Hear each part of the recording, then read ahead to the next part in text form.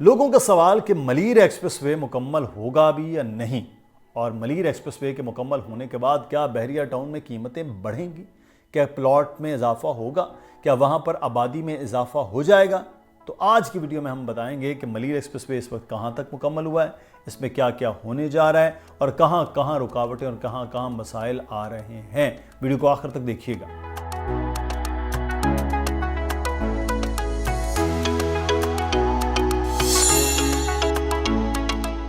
बिस्मिल्लाहिर्रहमानिर्रहीम, अस्सलाम वालेकुम। इकबाल चैनल में आपको खुशामदीद कहते हैं।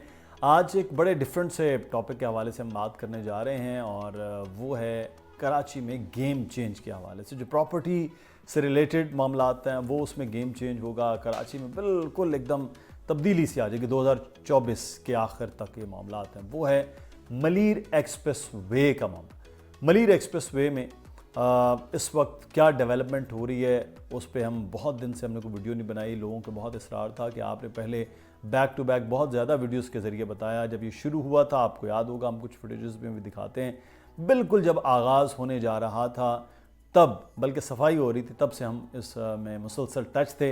लेकिन अब ये काम बड़ी तेज़ी के साथ जारी है।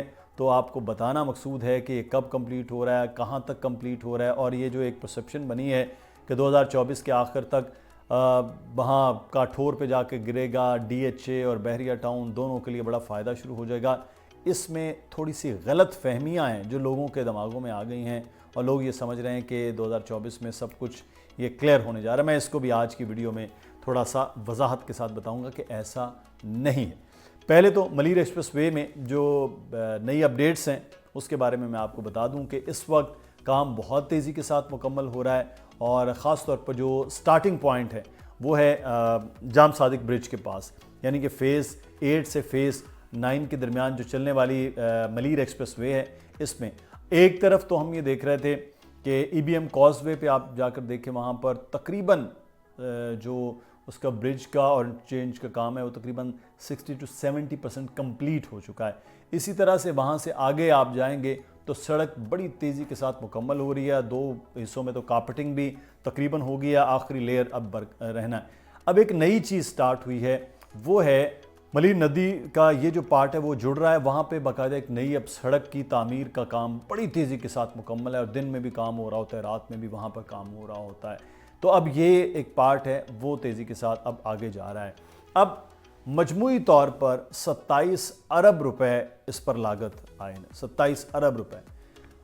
27 अरब में से कुछ फंड्स का मामला रुका हुआ था, उसकी वजह से काम भी सुस्त था और कुछ हिस्सों में कुछ रुकावटें आ रही थी, वो भी सुस्त था। मैं उसके बारे में भी आपको तफसील बताता हूँ।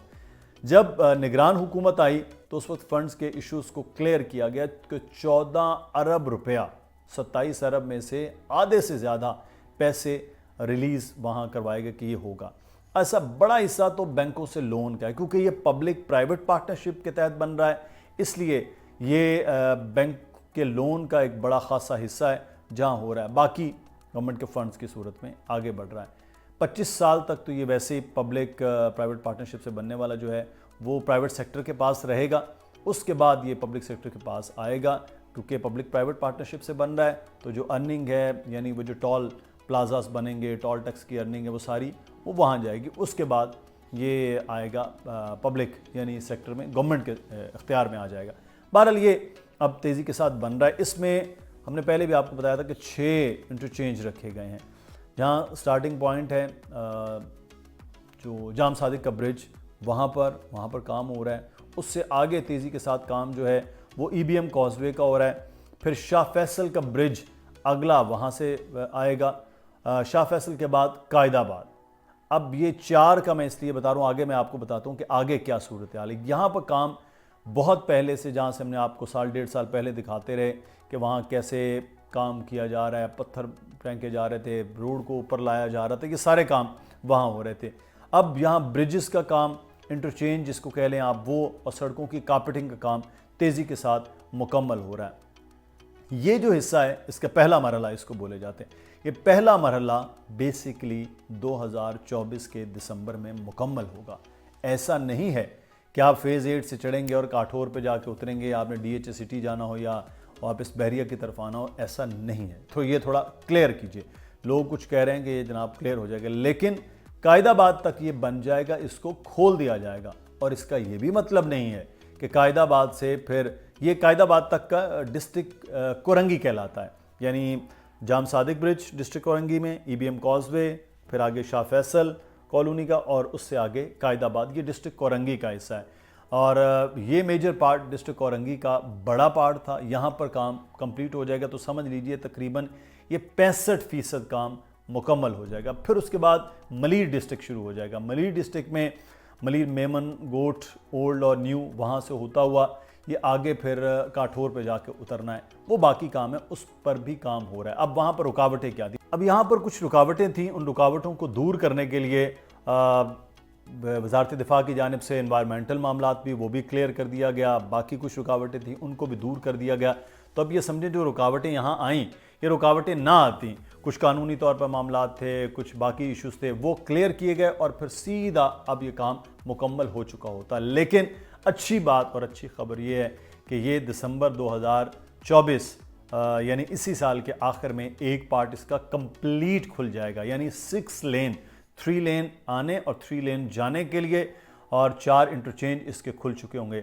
आप फेज़ 8 डिफेंस से निकल रहे हैं, आप पुरंगी से निकल रहे हैं, तो आप इस पे आएंगे और उसके बाद तो सीधा कायदाबाद आप मिनटों में पहुंच जाएंगे। 6 लेन में 100 किलोमीटर की हद रफ्तार इसमें रखी गई है।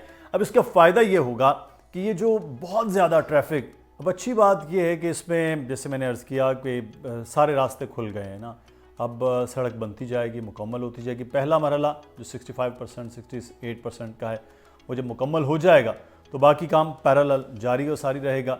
तो वो मरहला भी मुकम्मल होने तक जो सबसे बड़ी इशू जिस पे हम बात करें वो ट्रैफिक है।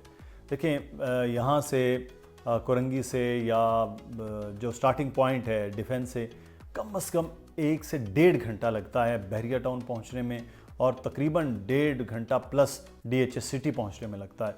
तो ये सारा अमल वो बहुत बेहतर होने जा रहा है, और लोगों का समझ लीजिए कि तकरीबन 39 किलोमीटर प्लस की ये सड़क होगी।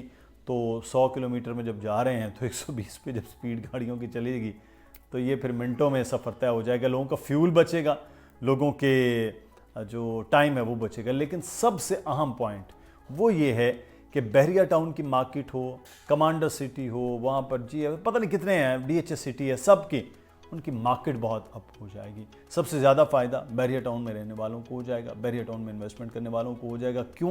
क्योंकि बहरिया टाउन आबाद है, वहाँ पे ऑलरेडी आबादी है, स्कूल, कॉलेजेस, मार्केट, लोग रहते हैं और एक तवील अरसे से रहते हैं। उनको एक बहुत बड़ा फ़ायदा होगा कि काठौर से उतरेंगे, विद इन 3 or 4 मिनट्स वो बहरिया टाउन में एंटर हो जाएंगे बड़ा सेफली।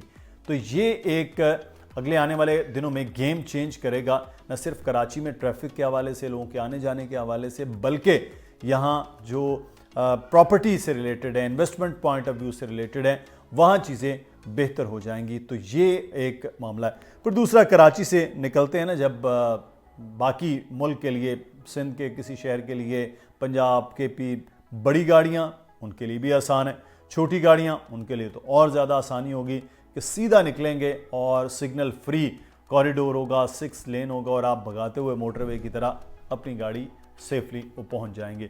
तो वो जो कहते हैं ना कि अब शहर कंजस्टेड हो रहा है, ट्रैफिक बहुत ज़्यादा हो रही है, रिहाइश रखना मुश्किल हो रहा है, और यहाँ पर महंगे दामों चीज़ें जो मिल रही हैं वो वहाँ पर जब कंपेयर करेंगे तो वहाँ इस वक्त जो प्रॉपर्टी DHS सिटी है या बहरिया टाउन है, वहाँ पर बहुत कम प्राइस पे इस वक्त प्रॉपर्टी मिल रही है। और वो प्रॉपर्टी आज अगर सूरत में ख़रीदी जाएगी तो फिर अगले साल, आज जब हम मार्च के महीने में गुफ्तगू कर रहे हैं, तो आप यकीनी तौर पर फ़र्क महसूस करेंगे। और ये फ़र्क मलीर एक्सप्रेसवे की कंप्लीशन के साथ साथ ही आपको नज़र आना शुरू हो जाएगा। अपना ख्याल रखिएगा। कोई आपका सवाल हो और राय हो ज़रूर दीजिए। अल्लाह हाफ़िज़।